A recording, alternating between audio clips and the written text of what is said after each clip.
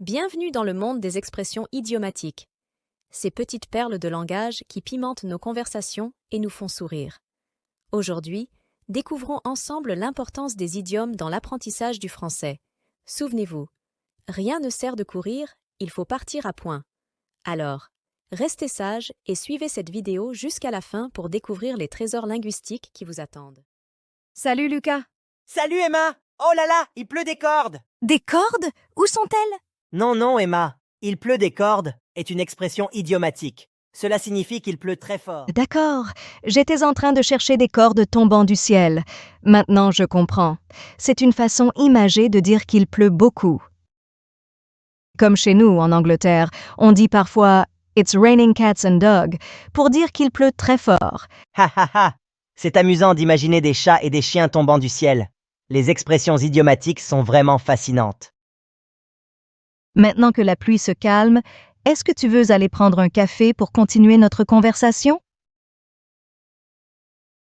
Avec plaisir. Allons nous mettre à l'abri et discuter davantage autour d'une tasse chaude. Tu sais, Lucas, c'est chouette de pouvoir partager nos expressions idiomatiques et de découvrir comment les autres cultures décrivent Absolument. la pluie. C'est une belle façon d'en apprendre davantage sur la langue et la culture de chacun. Et maintenant, on va voir quelques expressions idiomatiques populaires. Elles peuvent parfois sembler étranges, mais elles ont toutes une signification bien précise. Avez-vous déjà entendu l'expression « tomber dans les pommes » ? Eh bien, cela ne signifie pas littéralement tomber au milieu des pommes, mais plutôt s'évanouir. Imaginez Marie, une jeune femme qui voit une souris et, prise de frayeur, tombe dans les pommes. Et que diriez-vous de « avoir le cafard » ? Cela ne signifie pas avoir un cafard comme animal de compagnie, mais plutôt se sentir triste ou déprimé. Prenons l'exemple de Marc, qui est très abattu depuis sa rupture. Il y a aussi des expressions un peu plus amusantes, comme « se prendre une veste ». Rassurez-vous, il ne s'agit pas de se faire littéralement enrouler dans un manteau, mais plutôt d'être rejeté. On peut se retrouver dans cette situation lorsque l'on tente de demander à quelqu'un de sortir avec nous, mais que la réponse est un refus catégorique. Mais ne vous inquiétez pas, tout n'est pas toujours négatif. Vous pouvez aussi avoir la frite, ce qui signifie se sentir en pleine forme et plein d'énergie. Après une bonne nuit de sommeil, vous vous réveillez en pleine forme et vous pouvez dire « j'ai la frite ».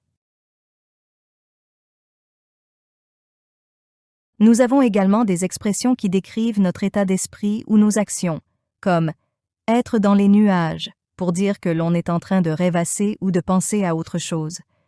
Imaginez-vous en réunion, perdu dans vos pensées, totalement dans les nuages. Il y a également des expressions qui décrivent notre comportement comme « avoir le melon ». Cela ne veut pas dire que nous avons littéralement un melon sur la tête, mais plutôt que nous avons tendance à nous comporter de manière prétentieuse ou arrogante après avoir accompli quelque chose de remarquable.